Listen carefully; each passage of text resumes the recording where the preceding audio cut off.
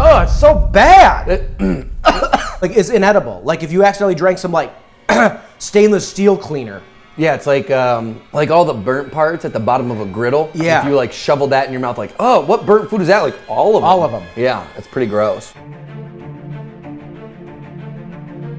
Hey, what's going on, everybody? For number 6 with cheese, I'm Sean Ely. And I'm Corey Wagner, and welcome to our Hot Ones tribute video. It's an appreciation for the show with hot questions and even hotter wings. Today we're excited to nerd out about the best show on the internet. That's right, ladies and gentlemen, season 9 of Hot Ones is coming up, and we got their brand new 10-sauce lineup. Here's how it works. We're gonna take turns asking our YouTube life partner a series of questions for every wing as they get hotter and hotter and hotter, just like the show. And we're gonna try not to die here today in my kitchen and have diarrhea all over it. We'll see.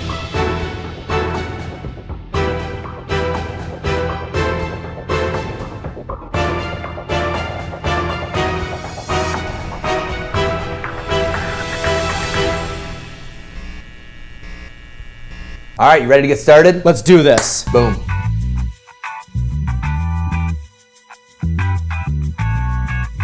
All right, the classic. Cheers. Cheers. Ooh, I just love Wingstop wings. I know. Have I had this? This is brand new for us. Our first time we did that lineup, we were like little rookies. Now we've had like 500 hot sauces. That was really hard. Yeah. We ate the whole wing. And we got called out on our rookie mistakes by getting fat-free milk or skim milk or Yeah. stuff. Everybody in the comments was talking mad shit. I am a pussy, I am a pussy, I am a pussy. Now we got mason jars Stupid. of whole milk and beer. No water, because we're not noobs. That's all you need in life. Milk and beer. So since starting this channel in 2016, you've been in national commercials for major brands. You've been flown thousands of miles to eat meat sandwiches for thousands of dollars. True. You've been hired to vlog music festivals. You were signed to a holding deal for a TV show. Google bought some of your footage. What was that transition like, though, in the very beginning, 3 years ago, when you kind of had that mental shift of like, am I really gonna do the YouTube thing? Am I gonna be an internet entertainer? Talk about that transition like mentally for you. Because it's looked kind of down upon by a lot of people. Sure. You know, like the comedy world, the live comedy world, and what we do and what a lot of people do on YouTube is, for a lot of people think there's like a segment there. Yeah. Talk about like your mentality with that world. I hated it. Yeah. I hated it. And you want to know essentially how that transition worked? Yeah, just like what you were thinking throughout having to process, like, am I really doing this every week? Making videos and talking to internet commenters, just all of that. Yeah, well, you know me, I'm kind of a psycho about numbers, so if you really want to know what satisfied me, Yeah. it was me being able to do number crunching. Right, and treat it like a business. I mean, you treated it like a business from like day one, really. I just do a thing, then do the next thing, then do the next thing. I just keep walking, I keep moving my feet. I try not to overanalyze, and as soon as my brain starts to overanalyze something that's sad, I love to overanalyze good things, but something, I hated YouTube in the beginning. Right. So if I started to overanalyze that, I would just shut my brain down and then not think about it. Right. So I didn't really have a healthy look. I don't know. I didn't really have a healthy look at it, to be honest with you. So I don't know. I don't have a good. Sorry, I have a horrible answer. But think about that too compared to now, like how different those 3 Yeah, and years it's easy. are. It's because, and I did have a transition where when you're able to make money off of it and you can treat it like a business, it's all about being validated by other people. There's different types of content creation. There is. I like creating narrative shit, and I think our vlogs are very much that. Right. Doing stuff that's just like silly and like eating Tide Pods. I still, when I see those, that people are famous on YouTube for eating Tide Pods, I'm like, I'd much rather just like be creative and tell a story. All right, next up is Sauce Bay from Spring Lake, New Jersey. This one's turmeric, kind of heavy. Turmeric, all Turmeric right. heavy. Cheers. Oh. It's interesting having wings lightly coated. I'm so used to having it dumped on. I know. I accidentally poured some of my beer in this before we started filming, so we're in this together. All right, so question for you. A lot of people, I don't know if they realize how long you've been involved in social media and uploading videos and making online content. Talk a little bit about what in the hell hunch free is. Yeah. And what those like early experiences, just talk about those early experiences Yeah. of like doing online content, I suppose. Also great dig. Like finding Huntfree? Finding Huntfree. Yeah, dude. Like That's a Detroit company? It is. Huntfree was the first marketing job I ever had. So I was a journalism guy. I went to school for journalism, wanted to be a columnist, a sports columnist, like Mitch Albom for the Free Press, like Detroit News. I wanted to do that. And so journalism was like, has been a very tough industry to like stay in for good amounts of money. Like I learned multimedia from being a journalist. So I owe a lot of it to that. They really forced reporters to like know how to shoot video and edit. Yeah. And the more you could do, the more opportunity you had to stay employed or to get new jobs.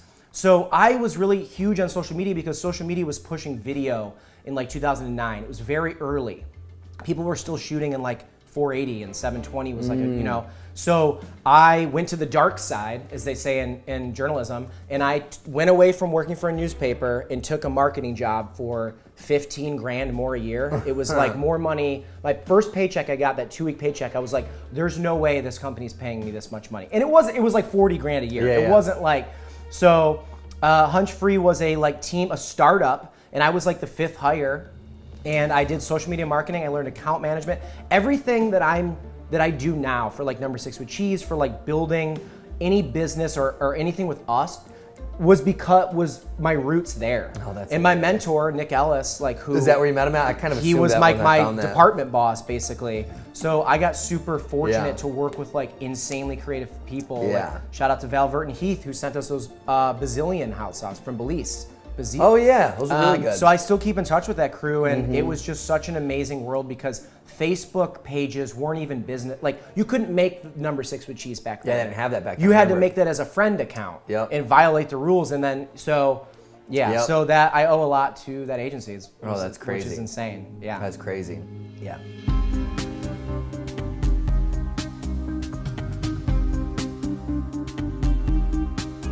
Shaquanda's hot pepper sauce. Oh, Shaquanda, what up though? Shaquanda. I'm excited to taste this. Cheers. Cheers. This is my favorite flavor so far. Oh my gosh. Oh wow. Starting to get a little heat.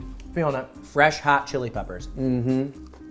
Cleaning bones over here, dude. All right, that's a good wing. You went from graduating nearly last in high school, which blows my mind, Yeah. to second in engineering in college. That's right. But you're easily like the most meticulous person I've ever met. You crave efficiency in everything you do. So like you do your laundry the same day of the week. You grocery shop the same day every week. Your refrigerator shelving has a layered purpose of marinating chicken. Your bookshelves are organized militaristically.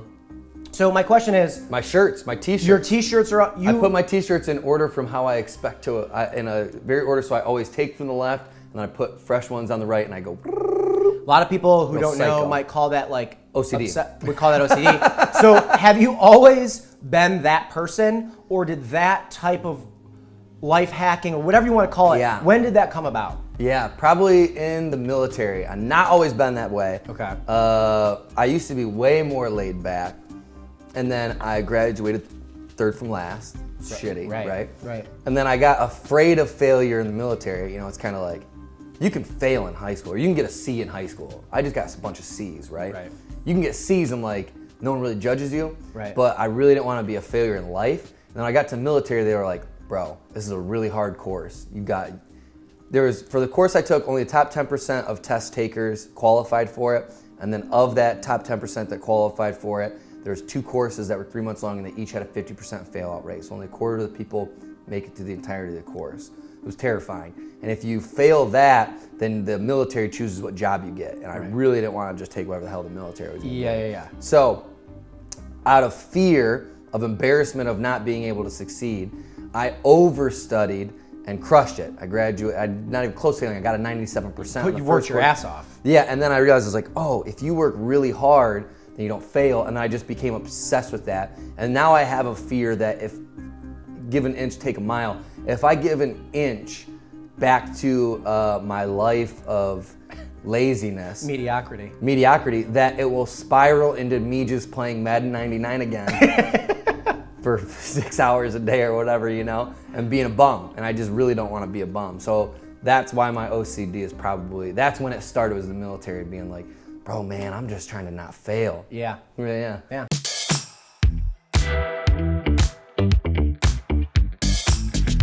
Lucky Dogs, You're the Dog, Thai Ooh. chili pineapple hot sauce. We have had it. Yes. On our Monday show, we do hot sauces. Yes. This was sent to us, so I'm We very love excited. Lucky Dog. I'm excited to have this, and also we talked to them. They were so excited to be in this lineup. Right? for Yes. Hot Ones. Congrats to them. Lucky Dog, this is for you. Cheers. Love Lucky Dogs. Oh, It's so good, bro. it's tasty. The pineapple, I love the sweet in there. you know how, that's how you know how hot this lineup is. This is only a 4. Oh. Remember when we had it, we're like, whoa, or at least I was. Am I having a seizure? Ain't none of those baby bites, boy. So a lot of people might not be aware. Another one of your awesome jobs, working for the Chicago Tribune for Red Eye. And through that job, you got to interview just an insane amount of cool people. Yeah. Chris D'Elia, Yep. Trevor Noah, Gabriel Iglesias. Super, super, super insanely awesome people. Right. I don't want to ask the question like, who are you most excited to interview? I want to ask the question, who did you interview that after the interview, like maybe you went in with mediocre excitement and then afterwards you had, what was the biggest jump of being like, wow, they were awesome, if that makes sense. Makes perfect sense, a great question. I never went into too many of them like underwhelmed because I was like, this is a dream job to be able to like talk to celebrities about whatever I wanted to talk about. Absolutely. The answer is Ellie Kemper. Oh, she's the bomb, dude. 2 minutes into the conversation, I mean, Erin from The Office. 2 minutes into the conversation, she told me, she read my column about David Letterman after he retired. She loved it. She teared up. Oh my God. It was all about how my dad used to watch Letterman with me, let me stay up late. And she did research on me. Yeah, that's pretty before awesome. I talked to her. And this was right, Kimmy Schmidt was in its heyday. Oh yeah. So she's like the biggest star right now in comedy on like Netflix, right? Right. So we talked for an hour. It was scheduled for 30 minutes. I was like, Ellie, I know I gotta probably let you go. She goes, Sean, this is a blast. She made me feel so nice. good about it. I talked to her about eventually I wanted You think it was a redhead thing? Might have been.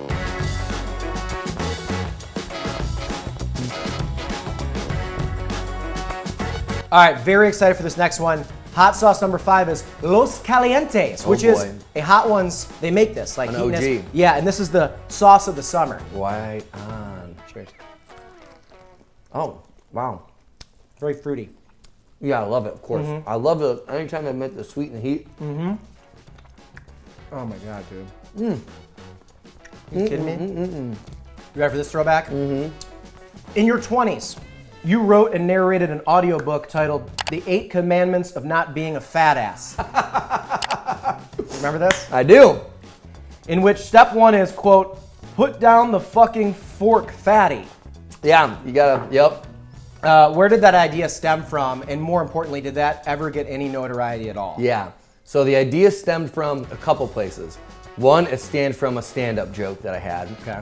That then I just realized the overlap of like how you could use comedy to make weight loss more entertaining, because those weight loss books are boring as shit, Yeah, right? and you're self-conscious when you're reading them. Right, and that synergy just made so much sense. Like, oh, who wants to read all this boring stuff? Like, let's make it a little fun, right? Yeah. And then that intertwined with, first off, you know me, I always have just like 1,000 high-level ideas. Yeah.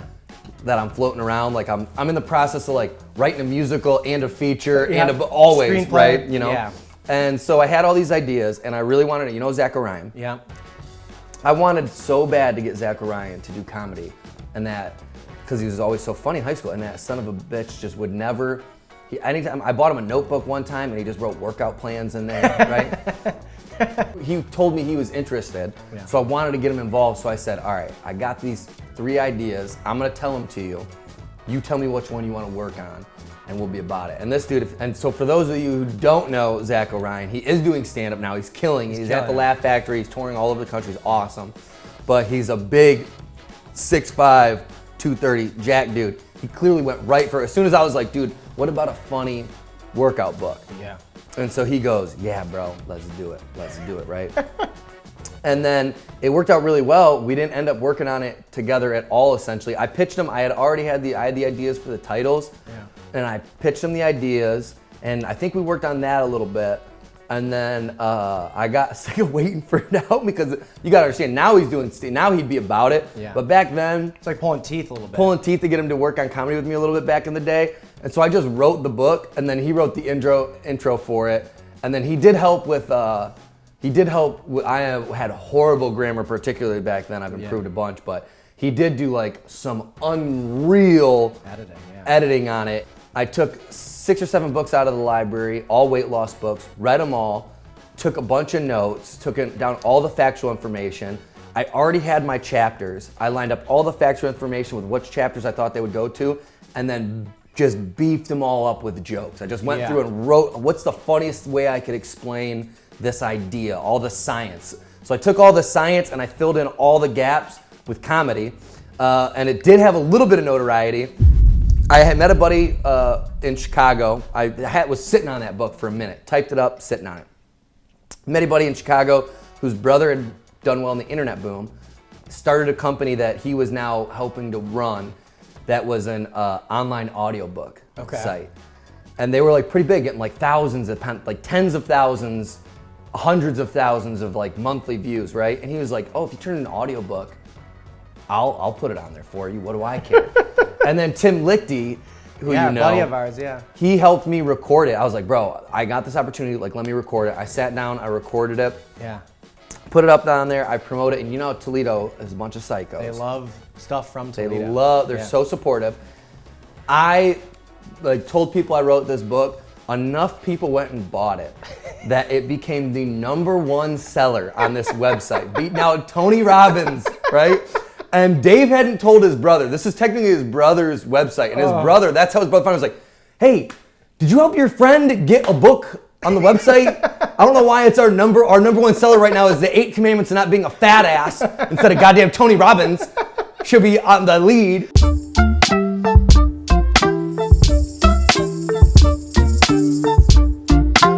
Next hot sauce, Corey.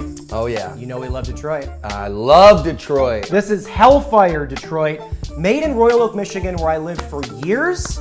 This is right down the street from my house on North Alexander. Oh, yeah. Never had this. Hellfire. Cheers. Rep Detroit. Oh, it's tasty. Oh, this is the first one I'm getting some kick. Oh my God, right away. I can feel we're on the second half now. Yeah. Oh my God, yeah. First 5 for fun. First 5 child's play. Now it's adult time. Oh, this is gonna warn people when they're on the show this season. This is the turning point for sure. All right, so the question I got for you.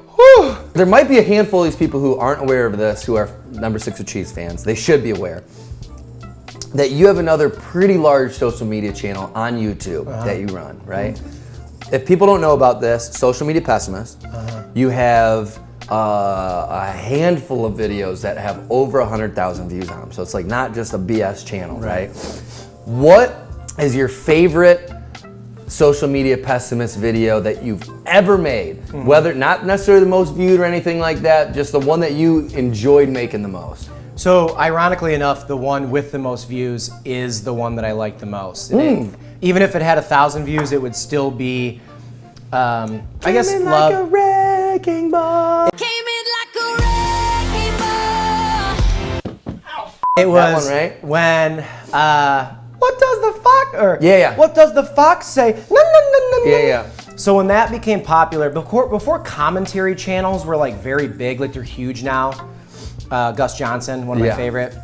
I just like decided to like turn the camera on and write a script based on like things I hated that people were doing in social media, or things that were really big in social media, and like get to the crux of why they were big, or like make fun of the fact that people were knocking things on the internet because like, how is your life any better? Yeah. Like it was kind of a satirical channel, and a lot of people thought I was like this curmudgeon asshole guy when I'm such a positive person, like in general. Oh yeah. So like, but people who didn't know me obviously didn't realize that. What the fuck say? Happy, happy, happy ho. Happy, happy, happy ho. I went viral in like Finland or wherever that was made. Yeah. And it was like my video was shown on a late night show there. Shut up. Yeah, so it was all this really cool stuff happened from it. Oh, that's so And that funny. was just when I basically realized the power of like, you could basically have an idea, turn the camera on, talk about something, put some clips in. And a lot of how #6 with Cheese is edited now is like how I just taught myself to, I loved Jon Stewart. I loved the way he would like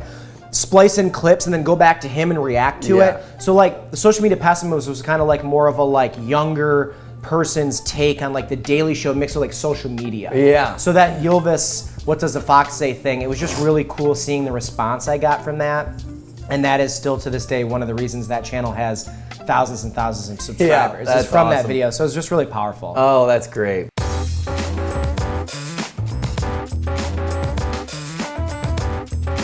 All right, next sauce from Britain. All right. We're going over the pond. This is from Let's do Britain. it. This is the Wiltshire Chili Farm British hot sauce. This is Trinidad Scorpion. Over 100,000 Scoville. Are we supposed to have it on fish and or chips? I don't know. Cheers. Cheers.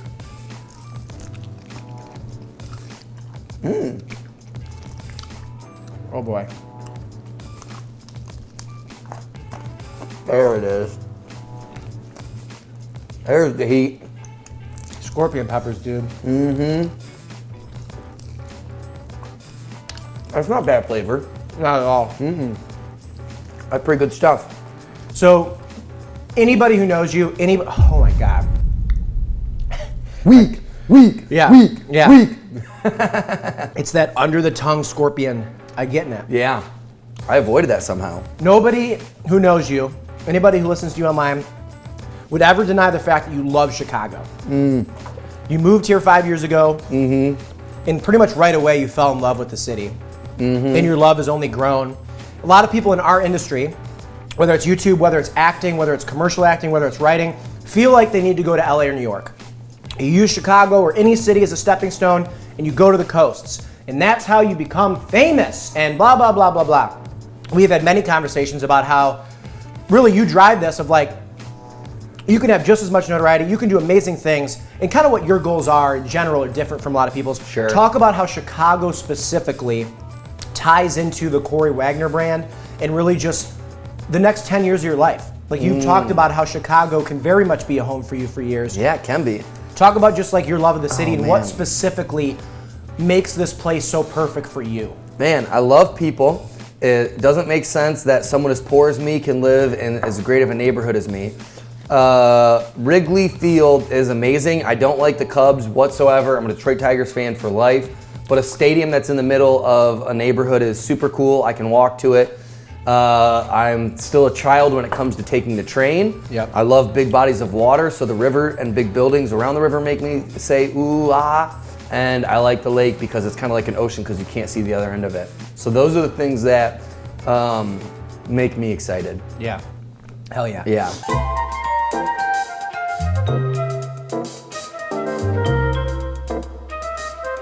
All right. The dreaded. The dreaded. Da Bomb. Da Bomb. Beyond Insanity hot sauce. Wow. 135,600 Scovilles. I didn't even have to look at my notes. Yeah. Because I know that sauce. I had my mom try it. Ouch. I'm trying. Oh, fuck. Don't be filming me. Are you ready? I am. Cheers. Cheers. It tastes like toxic habaneros dipped in tar. Yeah, not a good taste of It's it. such a bad taste, right? It doesn't even taste like food. Yeah, that's a bad taste. Ugh. Oh, it's so bad. Like it's inedible. Like if you accidentally drank some like stainless steel cleaner. Yeah, it's like all the burnt parts at the bottom of a griddle. Yeah. If you like shovel that in your mouth, like, oh, what burnt food is that? Like all of them. All of them. Yeah, it's pretty gross. Stupid ass. So I thought this was super interesting. Yeah. You were a staff writer for a video game company by the name of Game Pro Arcade. We're What Where was did you- that like? Actually, I think you were a staff writer for 2 video game companies, right? Am I right or wrong on that? yeah. So tell me more about that. That is fascinating. I never knew that. I've never heard that. I can't believe you found that. What was that like? Where did you find that? Facebook? It's my job to know, Google? man. You're Sean Ely. You're Yeah. Sean Ely, man. I gotta know. Nardwar. I, growing up, was a huge video game fan. Me too. And the only magazine that I ever had a subscription to growing up was Game Pro magazine. And I thought, in college, there's all these mobile games that are becoming very popular. Yeah. And there didn't seem to be a lot of writers for them. It felt like excess work for big video game writers. Like, hey, write about the new Candy Crush, Angry Birds, whatever. So I emailed GamePro, no response. I emailed another editor, no response. Finally, this guy named Terry, who wrote for GameProArcade.com, a branch of GamePro, emailed me and goes, hey, what's up? We don't pay a lot. Send me your resume, blah, blah. And he basically loved my stuff, paid me in iTunes gift cards. Oh, shut up. To use to download the games. Yeah. And I got to keep the excess money. Yeah. So I wrote for like 2 years for GamePro Arcade until it closed. What type of games? All mobile. All mobile Strategy, role-playing, so you were shooter. Just playing all those? All on my iPod Touch. No way. Because I didn't have an iPhone. Oh, that is hilarious, dude. So I wrote for that, never got paid more than $100 for a thing. Yeah. Got paid in iTunes gift cards. At one point, I remember I had no money to go to the bar with my friends. So poor. I was working for this tiny newspaper that paid nothing. And I had $395 in my iTunes. And I tried to convince my friends to stay in with me. And I would like buy music, movies, whatever, if they bought the beer. And they said no.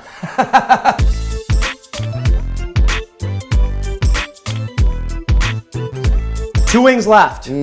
Chocolate Plague. On Hot Ones, it is tradition for Sean Evans to do a deep dive on the guest's Instagram page, pull interesting and embarrassing photos that need more context. Today is no different. We have each been tasked with pulling an embarrassing photo of the other person off Facebook, Instagram, whatever, going years and years back. We're not going to present that photo to the other person and have them tell the bigger story on this wing. And then the final wing, you know the deal, the last dab, that whole thing. So, all right, Corey. Yes. Wing first. Right? Guy. Chocolate Plague. Chocolate Plague.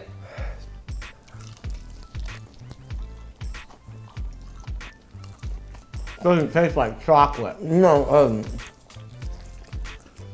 does kind of taste like a plague. Like a bunch of rats and a bunch of mosquitoes Yeah. infected all of us. We all died. Definitely some heat. Has the chocolate bootla pepper. Oh, Bootla. never heard of that. So what the hell is going, first of all, tell me those aren't pubes. Those, they're chest hair. I think they're chest hair. You have a chest hair mustache. Yeah. Why? Was it a bet? Dude, this is so hot. So I was in the Air Force. We deployed to the Middle East. We're in the Middle East during Mustache March. And people in the Air Force live for Mustache March. We're deployed, we're in the desert, there's a whole lot of nothing to do. We're working 6 days a week, 12 hours a day. Right. And I'm on maintenance for electronics, so it's not much to do. It's not like the electronics are breaking down all the time. Right. So, finding fun stuff to do, we have a mustache competition. Sure. I want to win it, haven't gone through puberty, still haven't. Don't know how I'm gonna figure that out. What happens is I decide to shave all my chest hair and I glue sticked it to my face. Okay. And I damn near won that competition. There were some amazing mustaches, but it was so funny that the male judge was ready to give me the shit. And unfortunately, the female judge was so disgusted and disturbed by Rightfully so. I shaved and glue sticked my body hair. The fact that you used a glue stick? Yeah, so they didn't give me first place. She wanted to disqualify me, but I think I at least got an So you got second place? I got an honorable mention, I feel like. So I was just cruising through your Facebook, and I found a couple of pictures from when you were in high school, you had a bit of a fro. Afro. A bit of a fro. Ginger fro. And B, there's this one where you got your froed out, you have some sort of maybe varsity jacket on or a jersey that's what or something. it is. And you're just staring at a shoe for no reason. What? Why? What happened? So this is 2005, my senior year of high school. My best friend Jeff and I had a community web shots album, shout out, before Facebook albums were a thing, because Facebook wasn't even really out yet for high school students. Yeah. We put all of our photos It wasn't on not for high school students, yeah. community web shots. We called ourselves The Crew 05. Huge fans of G-Unit and 50 Cent and Ludacris and like any rap, right? D12, Eminem. And really what I can say is we were like white kids who appreciated rap so much that we like would buy G-Unit sneakers and like buy velour from like Champs and Foot Locker and like wear it completely unironically. Oh my God. So this photo is me in I remember this is after a basketball game that I was in. Had my headband on. Those like crystal sunglasses, like they were like aviators, they were like silver. Like, I think like Chingy wore them. Yeah, I can picture that. And these, I think, are the Tracy McGrady's. T-Max, bro. T-Max were huge in 05, if I'm bro. wrong, it was something like that. Those are like I think those are the T-Max. Those were huge in 05. That makes sense that you were in awe. So we would take these staged photos of us like, it was in my school, in the sister school, like knew about our albums. Like this was like, they were like, these guys take these photos, so much so that another group of friends, not really friends, enemies, parodied it. Oh my God. And did a bunch of like, acting like we were douches, which of course we were. So that is me as a completely red-haired, afroed out human giving love to the T-Max, which they deserve so much love. Were you ironic in that, or was that like 100% unironic? You were actually. I thought I was cool as shit. You were so stoked about those shoes. So stoked. Bro. So stoked.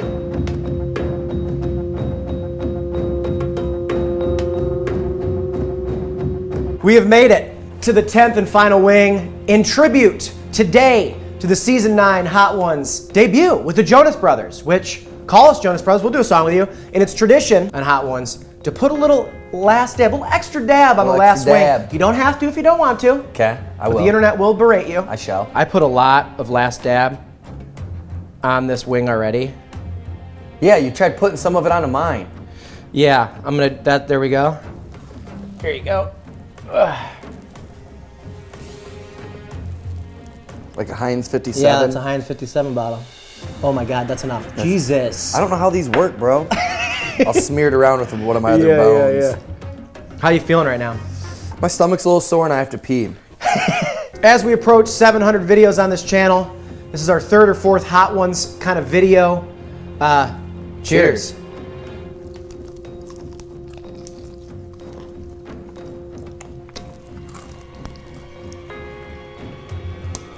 See, now this is a good flavor and spice. Really good flavor. Mm-hmm. Oh my God, it's hot. Cleaning bones, bro. Mm-hmm.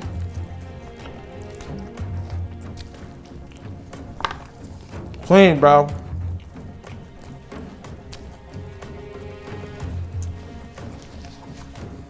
And before we roll out the red carpet for ourselves, yeah, really into yourself. Real quick, tell the camera one thing that they should be looking forward to for the rest of 2019 with Number 6 with Cheese. Give them one thing that they can be excited for. New vlog channel. Boom! Starting a new vlog channel. All of our vlogs outside of the food reviews will live on its own thing. We're very excited about basically having 2 YouTube channels. So if you rock with us in our day-to-day lives, comedy, music, they're gonna be able to watch that stuff. Mm-hmm. How do you feel? My stomach's upset. Yeah? Mm-hmm. Cool, me too. I've also been having a cold the last few days, so my stomach's kind of been upset. Cheers here. But the heat's not as bad as I thought it was gonna be. We'll see you guys tomorrow for a brand new video. Thank you so much for watching. And go watch Season 9 of Hot Ones. Sean Evans, Chris, Schoenberger, the whole crew. We love you. Ooh, I think I might throw up.